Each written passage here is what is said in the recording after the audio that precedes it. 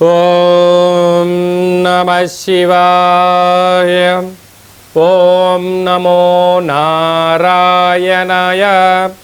నరదృష్టి నివారణ కాల భైరవాయ నమో నమః. ప్రణో దేవి సరస్వతి వాజేభిర్వాజినీవతి ధీనామవిత్రియతు మహాసరస్వత్యై నమః. హరి ఓం. మా ఛానల్కి స్వాగతం. చూస్తున్న వీక్షకులకు ప్రేక్షకులకు ప్రియ కాళభైరవ భగవద్బంధులకి స్వాగతం పలుకుతూ మమ్మల్ని ఎంతగానో ఆదరిస్తూ ఉండబడినటువంటి ప్రియ సోదర సోదరీమణులకు, జ్యోతిష్ అభిమానులకు, హిందూ ధర్మ సంరక్షకులందరికీ కూడా మాఘమాస శుద్ధ పంచమి, వసంత పంచమి మహాసరస్వతి అమ్మవారికి ఆశీస్సులు, శుభాకాంక్షలు. 1-2-2025 నుండి 28-2-2025 వరకు పుట్టినటువంటి వారందరికీ కూడా ముందస్తుగా జన్మదిన శుభాకాంక్షలు. గతంలో వివాహం చేసుకున్న వారికి వివాహ వార్షికోత్సవ శుభాకాంక్షలు. ద్వాదశ రాశుల్లో గ్రహ గమనాలు ఒకసారి వీక్షింపచేద్దాం. వృషభ రాశిలో దేవగురు బృహస్పతి, మిథున రాశిలో కుజ భగవానుడు, కన్య రాశిలో కేతు సంచార స్థితి, మకర రాశిలో రవి బుధ సంచార స్థితి, కుంభరాశిలో శని భగవానుడు సంచార స్థితి, మీనరాశిలో శుక్రుడు మరియు రాహు సంచార స్థితితో ద్వాదశ రాశుల్లో గ్రహ గమనాలు ఈ విధంగా ఉన్నాయి. మేషరాశి వారు మాఘమాస శుద్ధాష్టమి, అక్షయాష్టమి సందర్భంగా ఎలాంటి విధి విధానం పాటించడం వలన జాతకంలో ఉన్న దోషాలు తొలగించుకొని ఐశ్వర్యం ఎలా పొందాలో ఈ వీడియోలో సవివరంగా సంపూర్ణంగా తెలుసుకుందాం. మేషరాశిలో ఏ నక్షత్రాలు వస్తాయనగా అశ్విని నక్షత్రంలోని 4 పాదాలు, భరణి నక్షత్రంలో 4 పాదాలు, కృతికా నక్షత్రంలో 1 పాదం కలిపితే మేషరాశి. చాలామందికి పుట్టినటువంటి కాల సమయంలో డేటా ఆఫ్ బర్త్లు లేనటువంటి వారికి పేరు యొక్క మొదటి అక్షరాన్ని అనుసరిస్తూ ఆ రాశిని తెలుసుకుని ప్రయత్నం చేద్దాం. చు, చే, చో, లా, లి, లు, లే, లో, ఆ అక్షరాల వారందరూ కూడా మేషరాశి జాతకులే. మేషరాశికి అధిపతి కుజ భగవానుడు. అలాగనే వీరికి 2వ స్థానంలో దేవగురు బృహస్పతి సంచారం చేయడము, మాఘమాసంలో విశేషతమైనటువంటి విద్యలో, ఉద్యోగంలో, వ్యాపార కార్యక్రమంలో అన్నింటా విజయం కలగడం కోసము భగవంతుడి యొక్క ఆశీస్సులు వీరికి నిండుగా ఉన్నాయి. మీ కృషి, పట్టుదల, ఆపై భగవంతుడి ఆశీస్సుల వలన సమాజంలో ఎనలేనటువంటి కీర్తి, ధనం, గృహం, ఐశ్వర్యం, బంగారు ఆభరణాలు అన్నీ కూడా మేషరాశి వారి సొంతం కాబోతున్నాయి.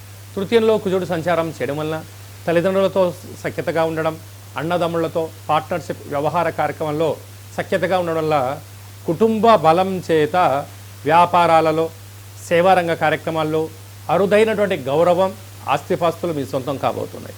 అలాగే 6వ స్థానంలో కేతు సంచార స్థితి ఉండడం వల్ల ముందస్తు ప్రణాళిక మేషరాశి వారి సొంతం కనుక భవిష్యత్తును ముందునే అంచనా వేస్తూ తప్పులు జరగకుండా జరిగినను దాన్ని సరిదిద్దుకునే శక్తి మేషరాశి వారికి ఉంటుంది.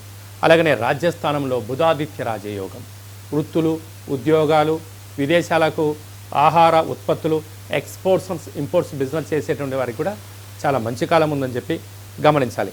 లాభస్థానంలో శని అంటే ధర్మబద్ధంగా ఉన్నంత వరకు మీ ఇంటికి ధనం ప్రవాహంలా చేరుకుపోతుంది. వ్యయంలో శుక్రరాహుల సంచార స్థితి.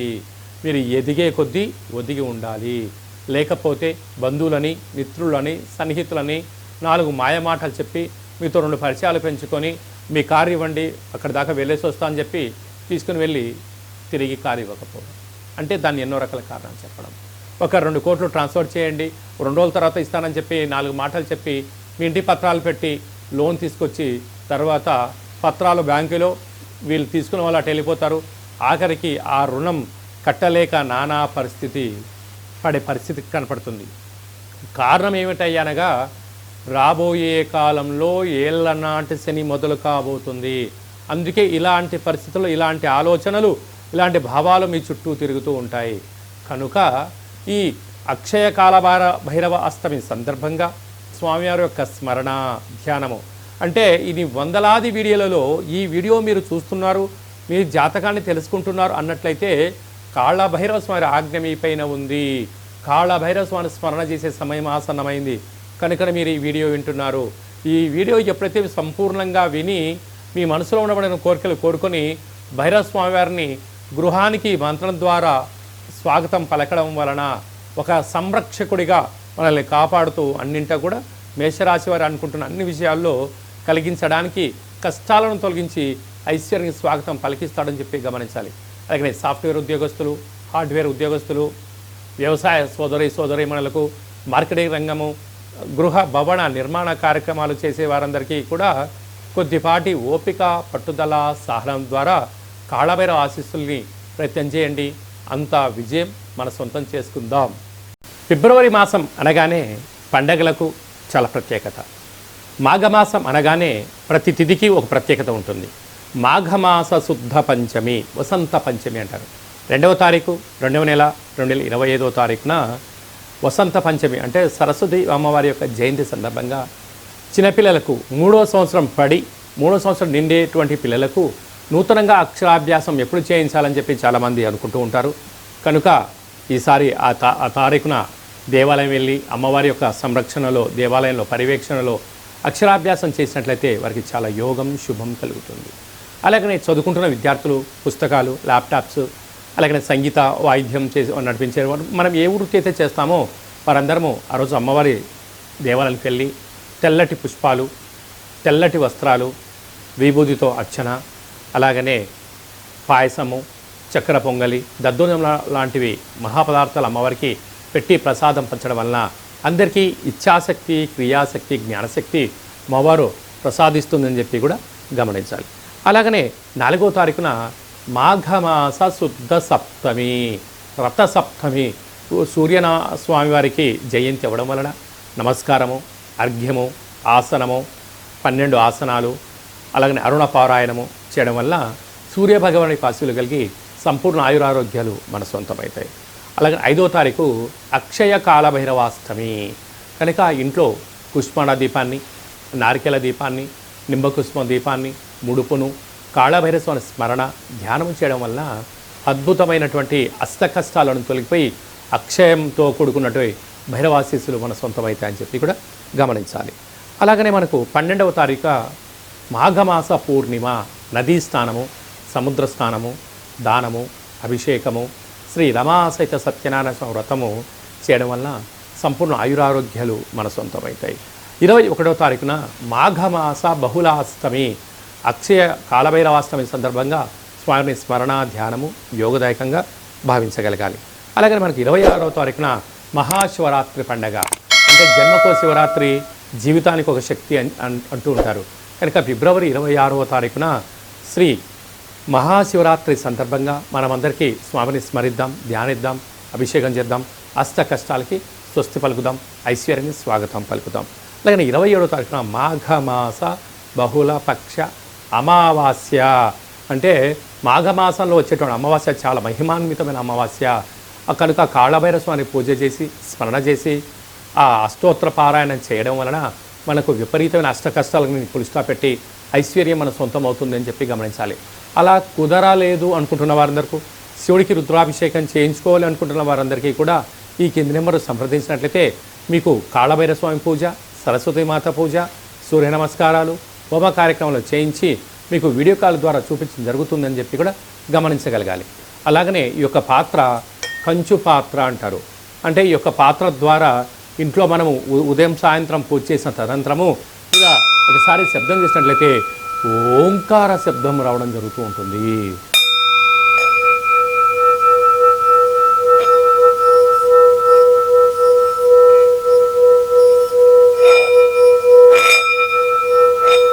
ఇలా శబ్ద తరంగాల్ని సృష్టించడం వలన ఈ పాత్రలోంచి మనం ఒక్కసారి గమనించినట్లయితే ఓంకార శబ్దము ఆ శబ్దం ద్వారా ప్రసరించడం జరుగుతుంది. ఇంట్లో ఉండబడిన జ్యేష్ఠాదేవి బయటికి వెళ్ళడం, బయట ఉండబడిన లక్ష్మీదేవి గళ్ళు గళ్ళు అంటూ ఇంట్లోకి రావడం, మానవుని శరీరంలో ఉండబడినటువంటి షట్చక్రాలు అంటే మనకు మూలాధార, స్వధిష్టాన, మణిపూర్వక, విశుద్ధ, అనహత అనే ఆజ్ఞ అనే చక్రాలు వికసించి మనం ఏదైతే అనుకుంటామో వాటిని విజయం సాధింపజేసే శక్తి అక్షయపాతకు ఉందని చెప్పి గమనించాలి. మరొక్కసారి కూడా చూద్దాం.